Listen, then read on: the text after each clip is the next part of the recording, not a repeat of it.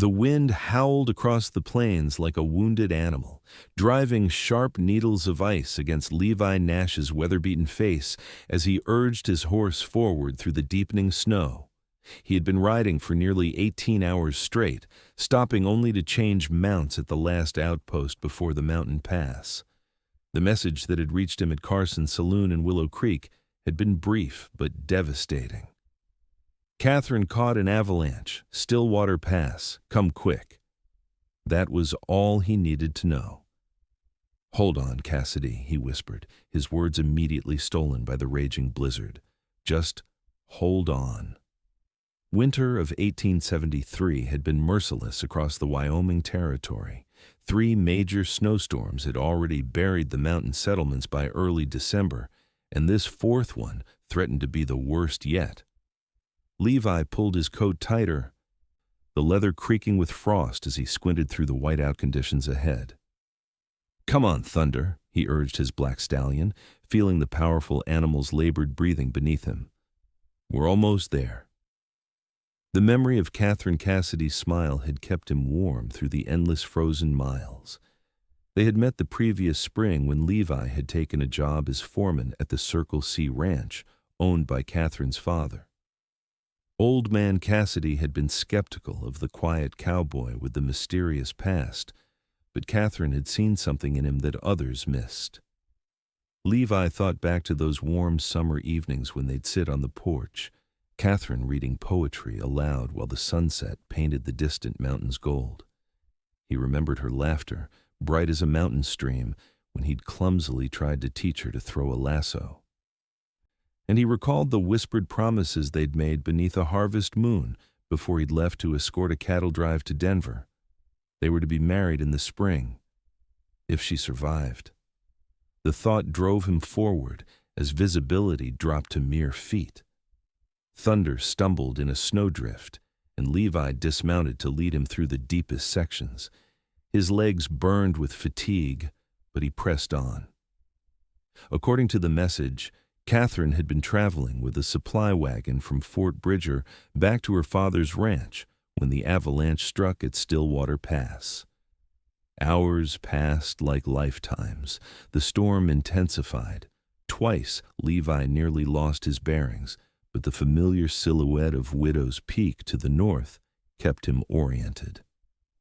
Finally, as the winter day's brief light began to fade, he spotted torch flames flickering through the snow curtain. "Hello," he called, his voice cracking from disuse and cold. "Hello there." A figure materialized from the swirling white, a bearded man in a buffalo coat holding a lantern. "Who goes there?" "Levi Nash from Circle C. Where's Catherine?" The man's face fell as he recognized Levi. "Nash, thank God. We've been digging since yesterday. The whole hillside came down on the wagon train." Levi's heart turned to ice. "Is she?" "We don't know. Found 3 survivors and—" The man paused. 4 bodies. But there are still people unaccounted for, including Miss Cassidy. Levi pushed past him toward the cluster of torches and shadowy figures working at the base of what had been Stillwater Pass. The scene was chaos-broken wagon parts protruding from massive snowdrifts, men with shovels digging frantically, horses stamping nervously. An older man with a silver star pinned to his coat approached. "Nash, I'm Sheriff Dawson. Miss Cassidy's wagon was near the rear of the train. We haven't reached it yet." "Show me where to dig," Levi said, already removing his gloves. "Son, you've been riding all night by the looks of it. Take a moment to—" "Show me where to dig," Levi repeated, his voice hard as iron. The sheriff nodded and led him to the eastern edge of the slide. "We think the last 2 wagons are buried somewhere in this section." Levi grabbed a shovel from a nearby pile of tools and plunged it into the snow. His muscles screamed in protest after the long ride, but he ignored the pain. Somewhere beneath this frozen hell, Catherine might still be alive, and every second counted. The men worked in shifts through the night, but Levi refused to rest. When his shovel handle snapped, he continued digging with his bare hands until someone pressed another tool into his grip. When well-meaning rescuers suggested he take a break, he simply shook his head and dug deeper. Dawn broke with cruel clarity, revealing the full devastation of the avalanche. The storm had passed, leaving behind a crystalline blue sky that mocked their desperate efforts. Levi's hands were raw and bleeding despite the gloves someone had forced him to wear. His back felt broken, his shoulders numb. "Nash," Sheriff Dawson approached, his expression grim. "It's been over 24 hours since the slide. You need to prepare yourself for—" "She's alive," Levi cut him off. "Catherine knows these mountains. She knows how to survive." As if to punish his hope, a shout went up from the western section. "We found another one!" Levi ran, stumbling through snow up to his thighs. A group of men were pulling a body from the snow, a young man, his skin blue-white, eyes staring sightlessly at the perfect morning sky. "It's Peterson, the mail carrier," someone said. Levi turned away, forcing down the bile that rose in his throat. 6 dead now, but not Catherine, not her. He returned to his section and dug with renewed desperation. The sun climbed higher, turning the snow blindingly bright. Levi's world narrowed to the rhythm of his shovel plunge. Lift, toss, plunge, lift, toss. "Over here," a voice called out around midday. "I found something." Levi rushed over to where a grizzled mountain man was pointing at a splintered piece of wood jutting from the snow. "Wagon part," the man confirmed. Levi fell to his knees, digging frantically with his hands. More rescuers joined him, and slowly they uncovered the remnants of a wagon, Catherine's wagon. The rear half had been completely crushed by the weight of the snow, but the front section formed a sort of cavity. "Catherine!" Levi called, his voice breaking. "Catherine, can you hear me?" Silence answered him. They cleared away more snow, revealing the wagon seat and the storage compartment beneath, empty. Levi's heart sank. "She might have been thrown clear," Sheriff Dawson suggested, but his tone lacked conviction. Levi stood, scanning the area.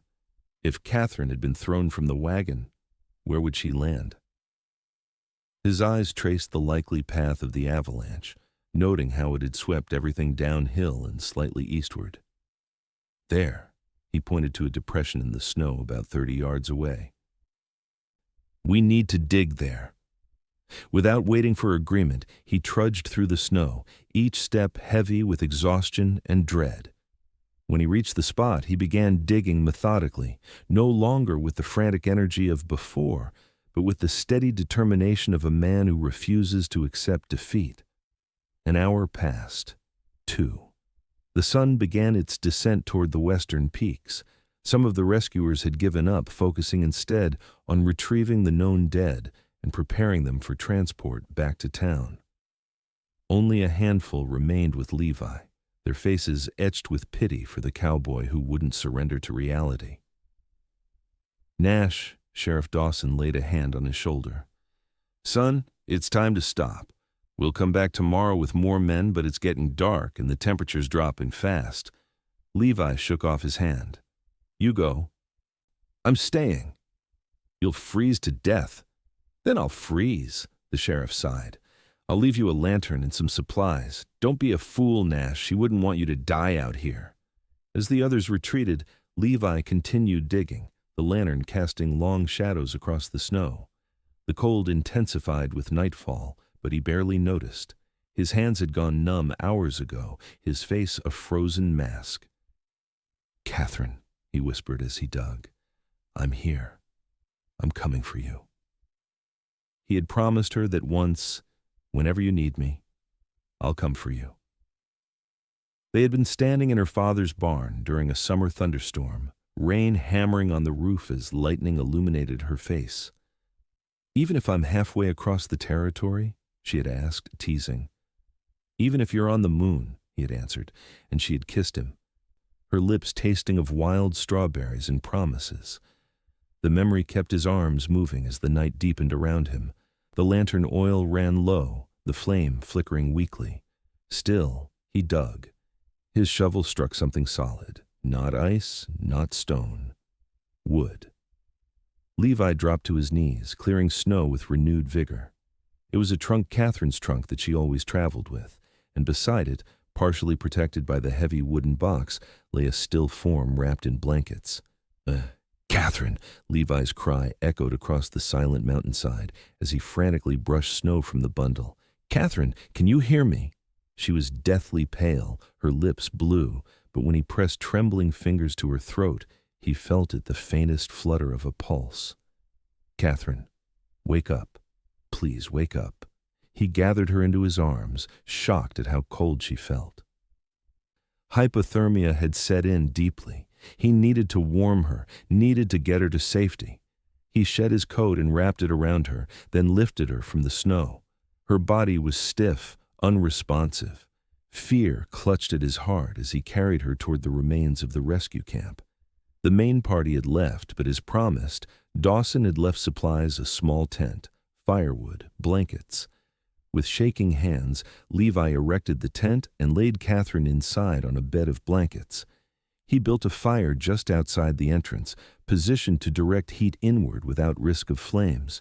Then, he crawled inside and held her close, trying to transfer his body heat to her frozen form. "Don't you die on me, Catherine Cassidy," he murmured, rubbing her hands between his. "Don't you dare die." Hours crawled by. The fire needed constant tending, forcing Levi to leave Catherine's side repeatedly. Each time he returned, he checked for signs of improvement. Her skin remained deathly cold, her breathing shallow. He spoke to her through the night, reminiscing about their first meeting, their plans for the future, the home they would build together. Anything to anchor her to life. "Remember that dance in Willow Creek? You wore that blue dress that matched your eyes, and I stepped on your toes 3 times. You still agreed to a second dance, and a third." He brushed frozen strands of hair from her face. "I need you to wake up and give me that chance again." Dawn approached, painting the eastern sky with pale fire. Catherine hadn't moved, hadn't shown any sign of consciousness.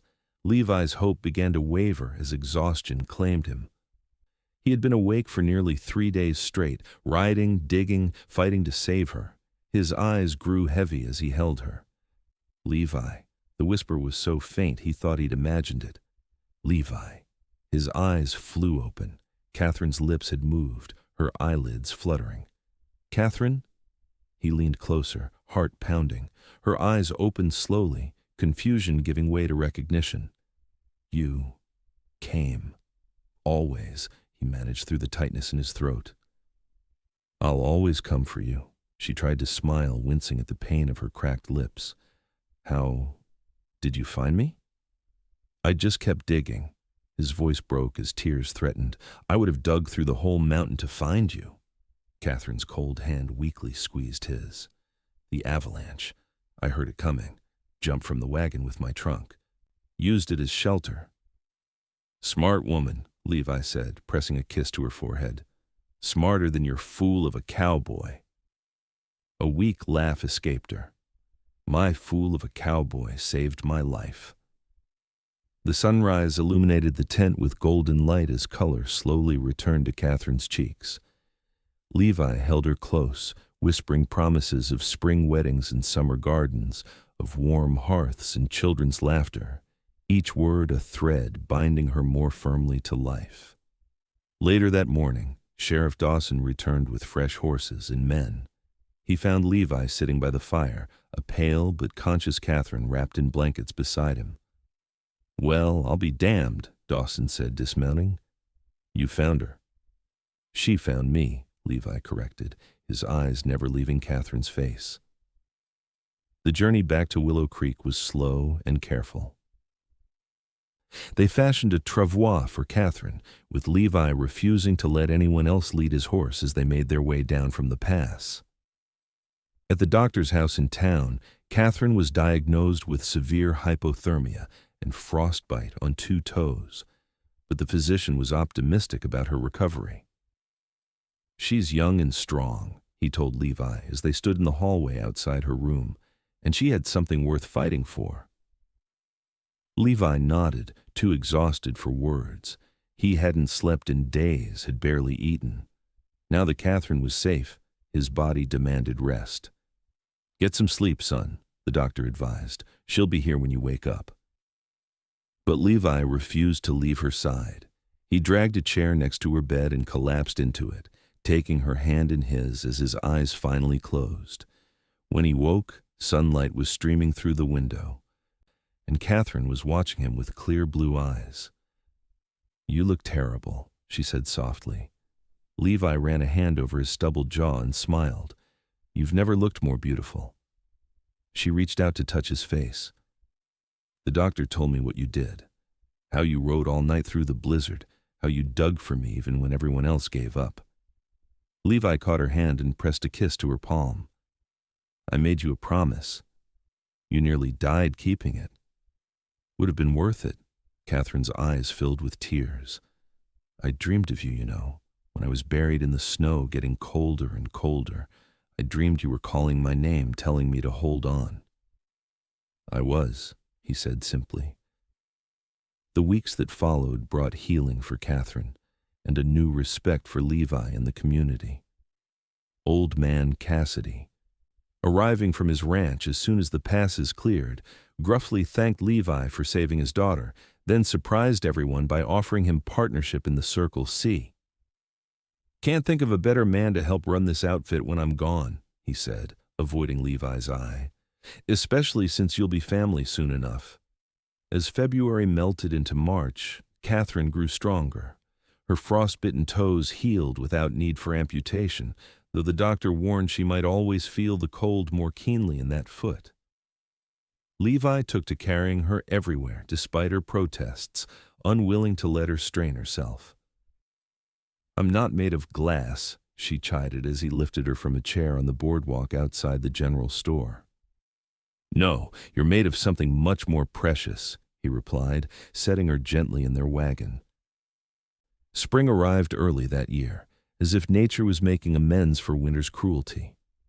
By April, the mountain meadows were carpeted with wildflowers, and the date for their wedding was set.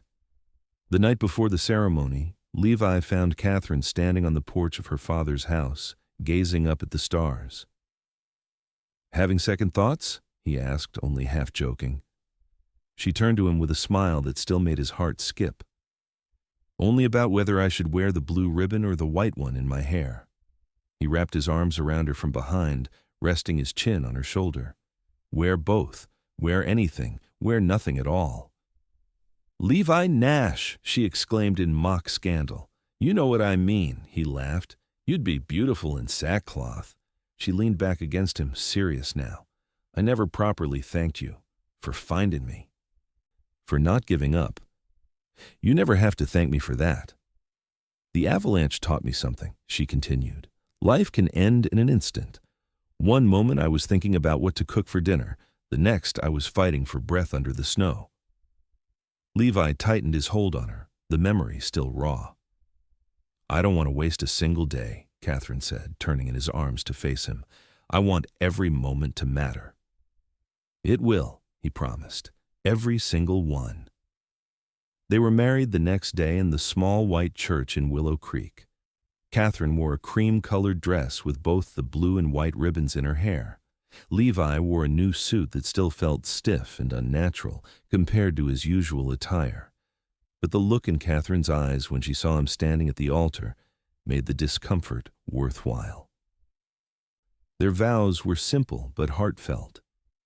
When the minister pronounced them husband and wife, Levi kissed her with all the emotion of those desperate hours digging through the snow, all the joy of hearing her breathe his name when she awoke.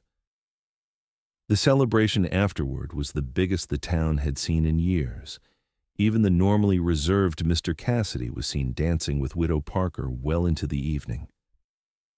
Levi and Catherine slipped away as the stars came out, riding to the small cabin Levi had been preparing on a corner of Circle C land. "Welcome home, Mrs. Nash," he said as he carried her across the threshold. The cabin was simple but solid, with a stone fireplace, a sturdy table and chairs, and a bed covered with a quilt Catherine had made during her recovery. A bouquet of wildflowers sat in a jar on the windowsill, filling the room with their fragrance. "It's perfect," Catherine whispered, taking it all in. That night, as they lay entwined beneath the quilt, Levi told her everything he hadn't been able to say before, how terrified he'd been when he received word of the avalanche, how empty the world had seemed at the thought of losing her, how he'd bargained with God during those endless hours of digging. "I promised him anything, everything, if he'd just let you live," he confessed. Catherine traced the lines of his face in the moonlight. "And what did you promise me while I was unconscious? That I'd spend every day making you happy, that I'd build you that garden you wanted, that we'd have a house full of children with your eyes and smile. And your stubbornness," she added with a soft laugh. "God help us all if they inherit that from both sides." As spring deepened into summer, Catherine's strength fully returned. She planted the garden Levi had promised her, coaxing tomatoes and beans and squash from the Wyoming soil. Levi built an addition to the cabin, a second bedroom, he said, though Catherine suspected he had more than one future child in mind. They fell into the rhythm of ranch life together. Catherine proved herself as capable on horseback as in the kitchen once she fully recovered, often riding out with Levi to check the herd or mend fences. At night, they would sit on their porch and watch the sunset paint the mountains gold, just as they had done during their courtship. In late autumn, as the aspens turned to flame along the mountainsides, Catherine shared news that filled Levi with both joy and terror. They would have a child by the following spring. "Are you happy?" she asked, watching his face carefully. He gathered her in his arms, words failing him for a moment. "Happier than I deserve to be," he finally managed. That winter proved mild compared to the previous one, but Levi still grew anxious whenever snow began to fall. He stockpiled firewood until Catherine teased that they had enough to last 3 winters. He insisted on making the trip to town for supplies himself, unwilling to let Catherine travel even short distances in the snow. "You can't protect me from everything," she told him one evening as they sat by the fire, her hands resting on her growing belly. "I can try," he replied stubbornly. She took his hand and placed it where their child was kicking. "Some things are worth the risk, Levi. You taught me that." The baby arrived on a perfect spring morning, a daughter with Catherine's blue eyes, and, as the doctor noted with amusement, what already appeared to be Levi's determined chin. They named her Hope for what had sustained them both during those dark hours beneath the snow.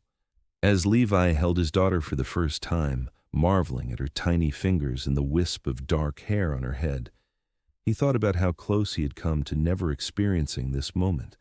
If he had given up digging, if Catherine had been buried just a few feet deeper, if the cold had claimed her before he found her. "You're thinking too hard," Catherine said from the bed, her face tired but radiant. "Just counting my blessings," he replied, bringing the baby back to her mother. "And how many is that?" "Too many to count." He sat on the edge of the bed, wrapping an arm around Catherine as she cradled their daughter. "But it all started with you breathing my name in that tent." Catherine leaned her head against his shoulder. "I knew you'd find me.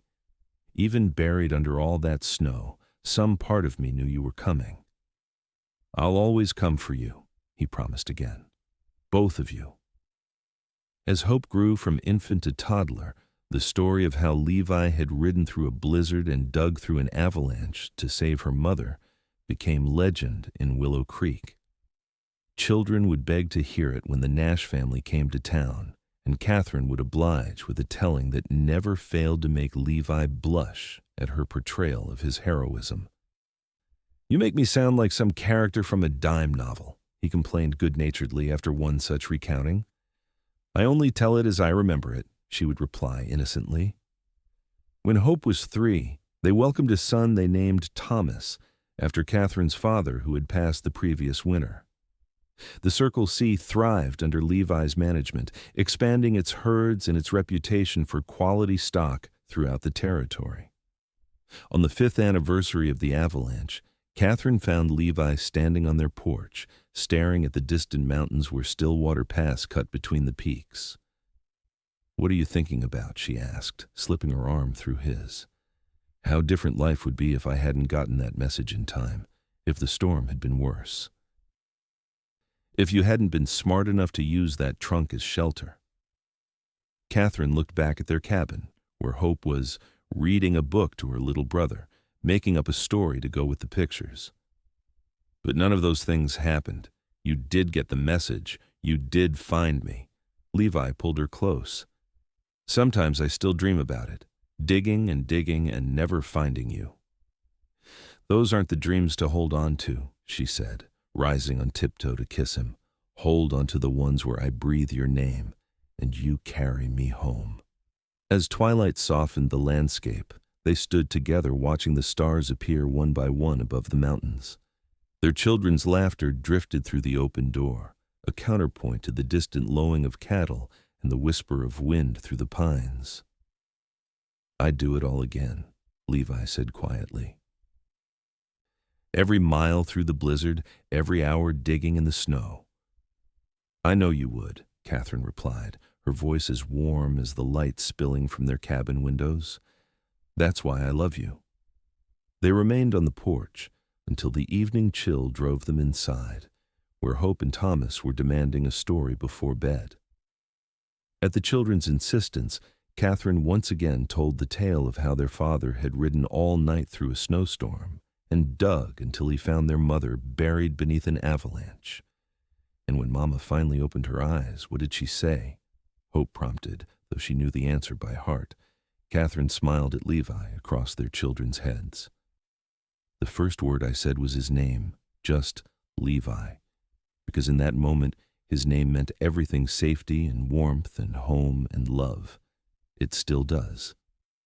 Later, as they lay in bed with moonlight painting silver patterns on the walls, Levi drew Catherine close and whispered, "Say it again." She smiled in the darkness, knowing exactly what he meant. "Levi," she breathed, her voice full of the same wonder as when she had awakened in that tent high on the mountainside. And just as it had then, his name on her lips sounded like coming home,